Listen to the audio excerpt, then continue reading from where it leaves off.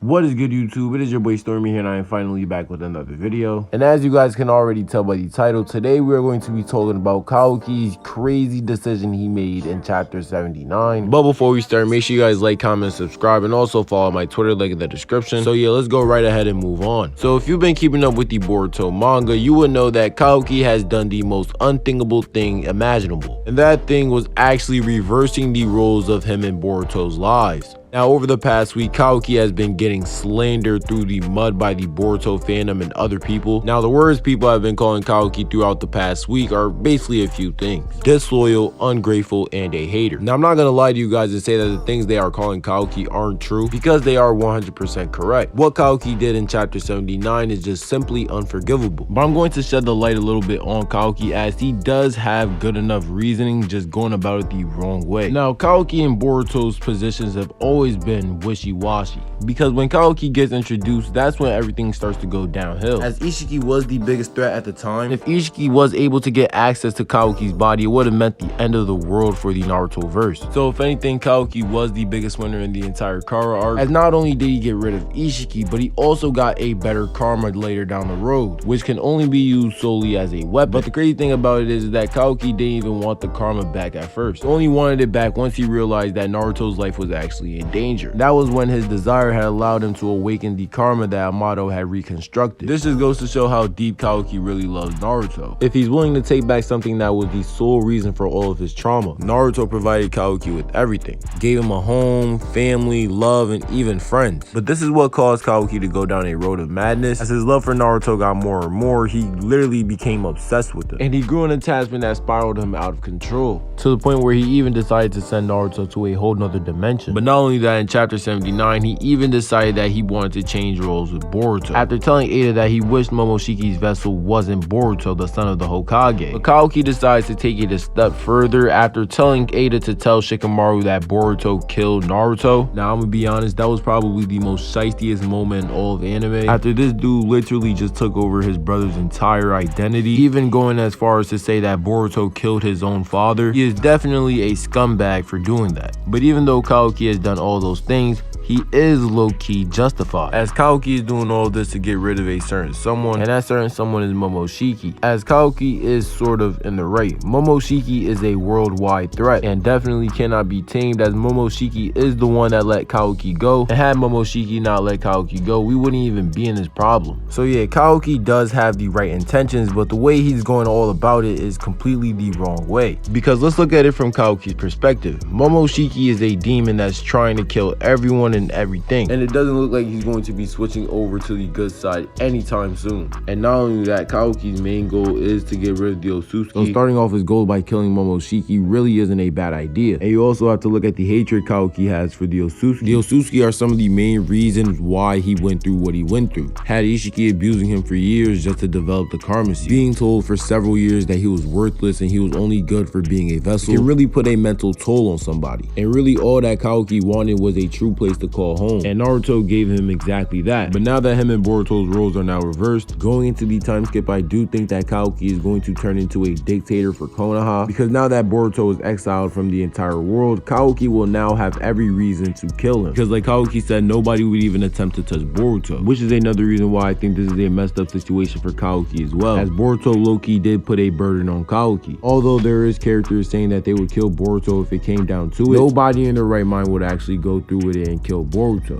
Not even Naruto himself can kill Boruto, due to the fact that Boruto is the beloved son of the Hokage. So yeah, Boruto gets spared just because of being Naruto's son. So because Kawaki is a stranger to everyone, he is the perfect person to kill Boruto. But that doesn't mean it also doesn't put a toll on him as well. And you can see that in the conversation he has with Ada right before she uses her Senjutsu. But back to my dictator point, what I mean by Kawaki becoming a dictator in the time now that Naruto is out of the picture, and because Kawaki knows that nobody's going to oppose the Hokage's son, he's definitely going to start abusing this power, which could lead into why he says the age of shinobi is over. Kawaki most likely got rid of the shinobi system, and there's probably a possibility of a new system of fighters in the time skip. And you're probably wondering, what do you mean a new system of fighters? It's basically been in our eyes this entire time, and it all starts with Kara being that all of them are scientifically enhanced with nanotech. And you're probably wondering, what does this have to do with anything? Amato's introduction into the story with his science demise basically marked the end of Shinobi, because with Amado's nanotech, he can make a cyborg on the same level as a suppressed Prime Naruto. And this is where I think Kawaki is going to find interest into Amado, because Kawaki is going to realize sooner or later that the Shinobi way definitely isn't going to stop the Otsutsuki. So I believe he's going to make a new system of fighters using the cyborg and nanotech technology, which is going to lead into the opening scene that we saw in chapter 1, which is why Boruto is saying he is still a Shinobi.